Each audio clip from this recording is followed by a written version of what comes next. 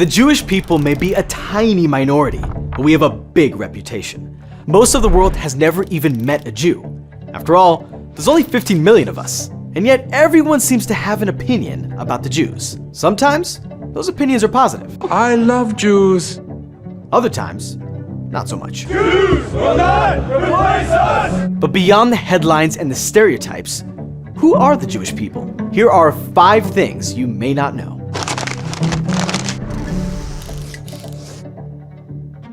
Jews come in all colors and cultures. Have you ever heard someone say, "You don't look Jewish"? Just take a look at the comment section in some of our videos. You'll see exactly what I mean. For the record, yes, I am Jewish, because there are as many ways to look Jewish as there are Jews. Yes, our roots are in the Levant. 60% of Israelis come from Middle Eastern and North African families. But remember, we were exiled from our homeland thousands of years ago. Robust Jewish communities have popped up all over the globe, which means that we've had nearly 3,000 years to create new cultures and characteristics. That's why some Jews look like this, and others like this.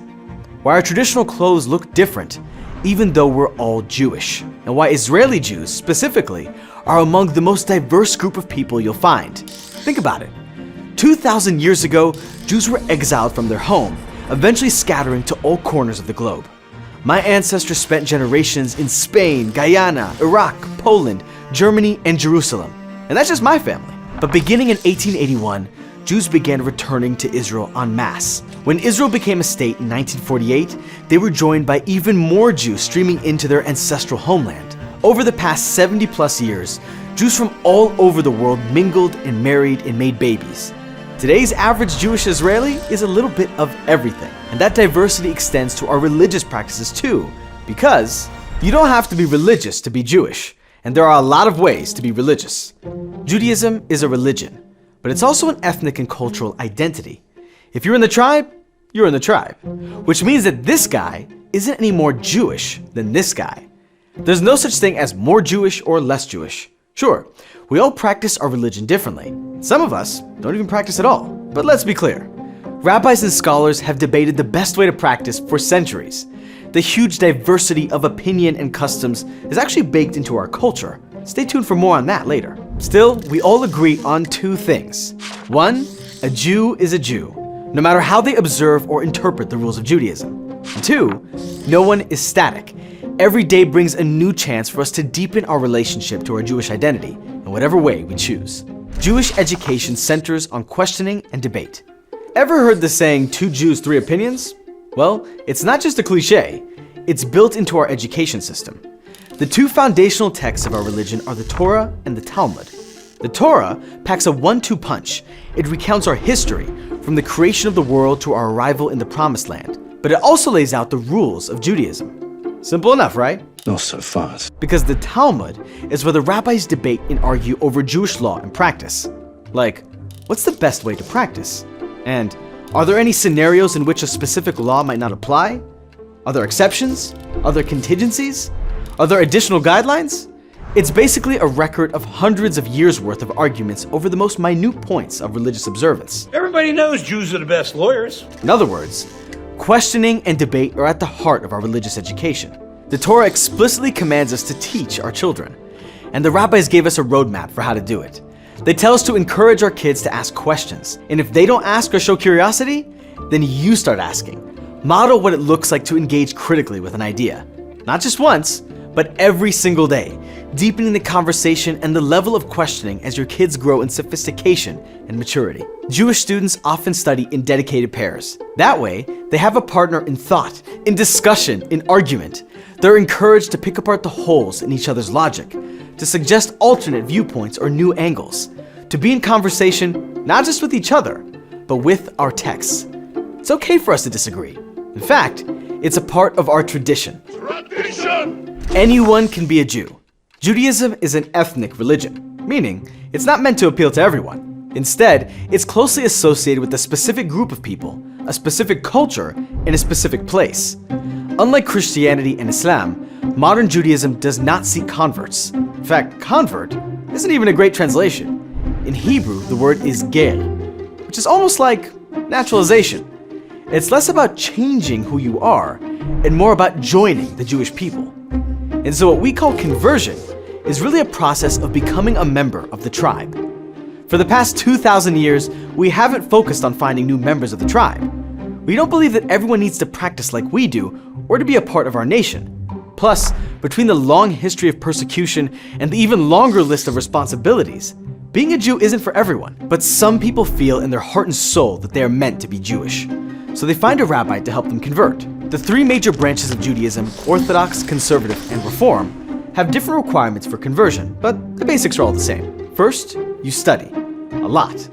Typically, you take conversion classes, which teach you all about Jewish beliefs, ritual, philosophy, and stuff like that. But most converts also try to learn as much as they can on their own. During this study period, which can last for years, many converts begin living a Jewish lifestyle, even though they don't technically have to. Milk plates? Well, they should be in the cabinet. You were told about the milk plates. Once your rabbi decides you're ready, the real fun begins. But it's not just up to your rabbi.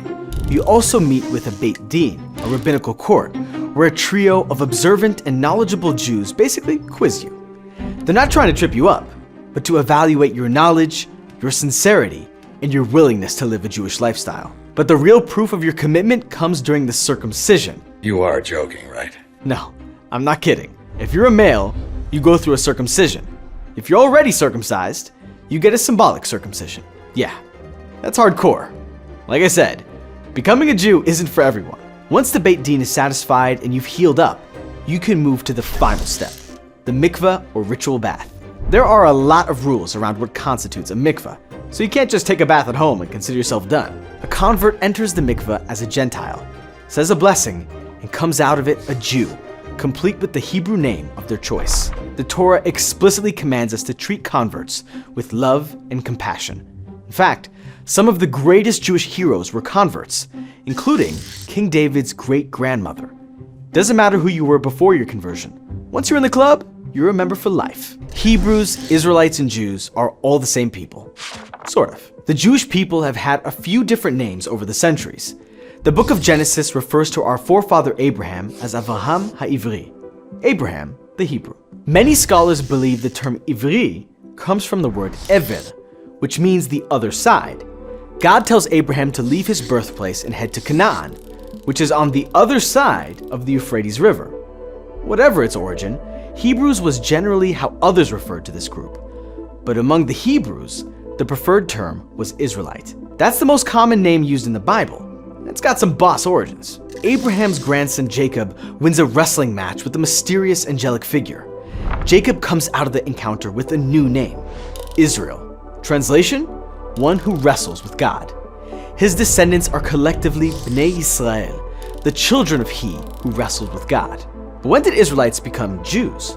Well, hundreds of years after Jacob wrestles with the angel, his descendants establish a monarchy called the United Kingdom of Israel. But the monarchy eventually splits in two.